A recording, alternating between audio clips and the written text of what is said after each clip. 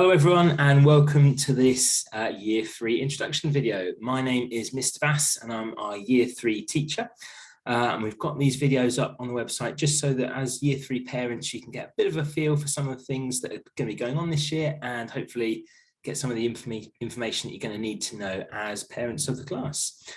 First thing to say is I'm recording this after our first couple of days in Year 3 and I can honestly say I've had an absolutely terrific time getting to know your children. It's been absolutely lovely, had a really terrific first couple of days and I can honestly say what a lovely class. I feel really lucky to be their teacher.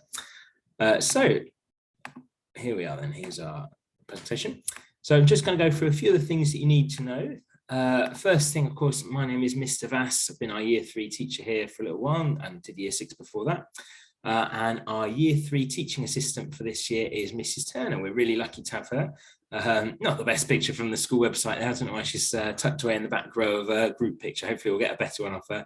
But if you haven't already had the chance to meet us, obviously we'd love to see you. Thank you to everyone that's already said hello.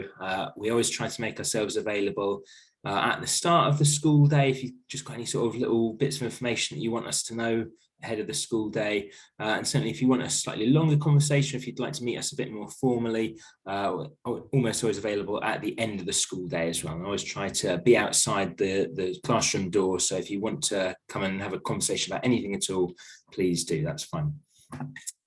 So I'm going to talk through some of the learning that we'll get up to this year. In the autumn term, our first topic is all about Chichester. So a really good opportunity to learn more about our local area and learn about some of the history of our local area, but also some of the geography to do with it as well. So we're going to be thinking particularly about map reading skills, and we'll be making a few maps of our own. And one of the first things we're going to do this year, actually, I think it's October next month, we're going to be doing a trip around Chichester with a local history expert, Paul Olsen, who's going to be telling us all about some of the buildings that we've probably walked past many times before, but might not necessarily know all that much about. So we're going to be getting really familiar with our local area. And our second topic or second theme for this term is going to be the country of Japan. And we're thinking particularly about that because our modern foreign language offer at the school is changing. Rather than being French that we're going to be learning, every child in Key Stage 2 is going to be learning Japanese, which is really unusual. And I think the children, I'm sure, are going to really enjoy that and enjoy the unusualness of that and feel really excited by that. So I thought it'd be a really good idea, as we're the first year group to be starting that off in Year 3, that we could learn all about Japan alongside our language learning. So that means we won't just be learning the language, we'll actually be learning about some of the culture of Japan, some of the geography of it as well, and learning lots about that different culture. It should be really good. Moving into the spring term after Christmas, this is going to be a history themed term. So we're going to be learning all about the Stone Age, the Bronze Age and the Iron Age. And that's particularly thinking about that sort of earliest period of human history as we kind of record it and know about it. So thinking about how humans lived before we had all of the advancements that we are fortunate enough to have now. So that'll be a nice history topic for our spring term. And then as we move into the summer term, a couple of topics there. Our first one in the summer term is going to be called Plants, Parks and Forest Schools. So a bit of a science focus, thinking about plants and living things around us, learning a little bit about national parks. And also we're really fortunate that we're going to be getting outside for some forest school sessions as well. So that's a really brilliant opportunity for the children to get outside the classroom. We go along to Brandy Hole Copse, so nice local walk. And the children can get up to all sorts of really fun and adventurous things while we're there. I think that's a really brilliant thing. I always really love doing with the children because, of course, some children who maybe are hugely academically successful suddenly get challenged and tested in ways that they might not be quite so adept at. And conversely as well, some of the children that maybe find the more traditional learning, some of the more academic subjects a little bit tricky, actually that's very often their chance to shine. That might be something they're really fantastic at. Maybe they show off their creativity or ingenuity. And it's a really great way just to give the children a completely different out of the classroom experience. And our final topic of the year is food journeys and fair trade. So think a little bit about where our food comes from. and in particular how we can make sure that we're giving a fair deal to the people that make it. So lots of fantastic learning that's going to kind of interweave through all of the subjects that we do all through the year.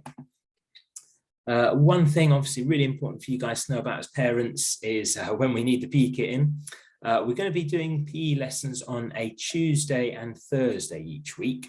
However, I often say it's quite worthwhile having them in all week. So I often say if you can bring them in on a Monday, and we'll make sure that they go home again on a Friday to be washed. That's often best because the children quite often might need it for clubs and things through the week.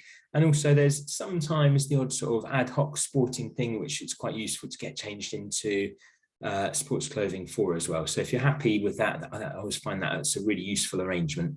We'll do our absolute best to get those PE kits home on a Friday afternoon, make sure we clear out the cloakroom. And likewise, if you can, if at all possible, wash those over the weekend, that's fantastic. It just means they've got a nice fresh kit ready for their PE lesson on a Tuesday. Reading. This is something when parents ask me what's the best thing I can be doing at home with my child, I think often the absolute best thing of all is to read as often as you can. There's all sorts of really useful studies and things that have shown that children that read a lot are the most successful children at school. They're the ones that make the most progress. They're the ones that achieve those academic results. And there really is a strong correlation between how often children read at home and how successful they are in terms of their qualifications and later life. So if you want to make a big difference to your children, as I know you do, I know we're really fortunate to have such enthusiastic and switched on parents here at Jessie. This is such a fantastic thing you can be doing. Even 5 or 10 minutes, if you can squeeze it into your busy days, honestly, it makes such a big difference. And it's a really fantastic thing you can do with your child. In terms of what to read, I'll make sure that the children have new books every so often from our school book bands and our school book library. But equally, it can be absolutely anything, really. You know, it might be if you're making dinner at home, it could be the recipe book. You can ask them to read out what ingredients you need. It can be a comic, it can be a magazine, it can be something they've found.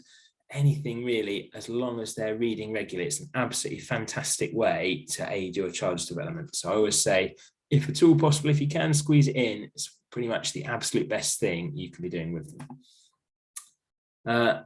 So another way you can help at home, I'll be setting some home learning for the class every Wednesday. That's usually going to be in maths or literacy, but it might occasionally be in some other subjects as well if there's something else that we're doing which would be useful for you guys to help them out with at home. Now, I'm really conscious that home learning, there are all sorts of different opinions on it. Some people would like lots more, some people would like lots less. I always try to keep it as manageable as possible because I completely appreciate you're all busy people, you've got your own lives as well, and often the last thing you want is a really onerous, massive project that school sets that you've suddenly got to devote loads of time for. I would say as a good rule of thumb, about half an hour a week, I think probably sounds about right. If you're finding that your child's whizzing through it in much less time than that and you'd like for them to have some more, let me know. Likewise, if your child devotes half an hour to it, you know, they really try their best for that half an hour and they haven't quite finished it, you're absolutely within your rights. And I think it's a good idea to just pause it there and say, you know, I can see you've worked really hard for half an hour, even though you've not completed it, we'll stop there. That's absolutely fine. Likewise, if you ever want to sort of add a comment so it's something I know about the context of it, maybe if you say, actually, do you know what? We were out every night this week, we didn't have any time to do it, absolutely fine by me. Like I said, I don't want home learning to become a big battleground for you at home. If it's becoming a real issue and, you know, you're falling out with your children because of it, just let me know. I'm more than happy to be flexible on that. I know that, you know, different family situations prefer different things. That's absolutely fine. So really, flexibility is a key word here. Just let me know, that's absolutely okay. If you are doing it, hopefully bring it back in on a Monday and then we can get that back out again for you in time for when it's set again on Wednesday.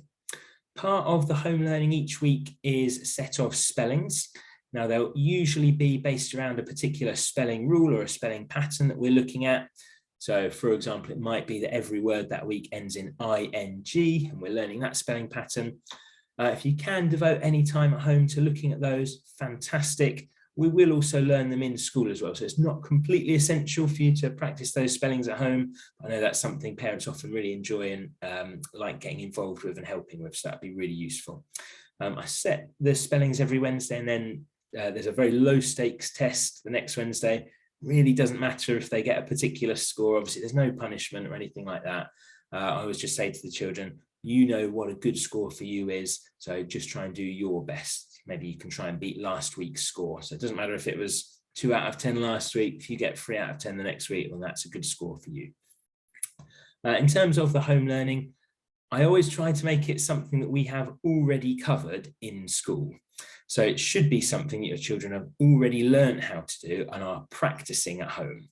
I'll never aim to set something that is brand new learning for them. So it's not something that you as a parent will need to teach them for the first time. Hopefully, it will always be something that they are already familiar with and already confident at, and just a skill that they are practicing.